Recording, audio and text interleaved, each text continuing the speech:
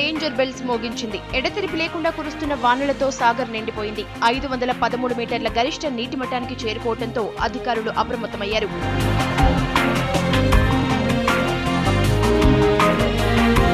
హుస్సేన్ సాగర్ సమీప ప్రాంతాలైన దోమలగూడ, అశోక్ నగర్, అరుంధతి నగర్, హిమాయత్ నగర్ ప్రాంత ప్రజలను అలర్ట్ చేశారు.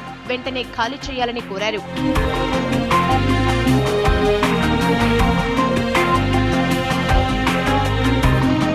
గతంలోనూ హుస్సేన్ సాగర్ లో భారీగా వరద నీరు చేరటంతో సమీప ప్రాంతాలు నీట మునిగాయి. హుస్సేన్ సాగర్ కి గేట్లు లేకపోవటం, ఉన్న నాలాలు కూడా సరిగ్గా లేకపోవడంతో వరద నీటి తాకిడికి నెక్లెస్ రోడ్, ట్యాంక్ బండ్ కోతకు గురైంది. దీంతో ఈసారి అలాంటి ఘటనలు చోటు చేసుకోకుండా జీహెచ్ఎంసీ చర్యలు చేపడుతోంది.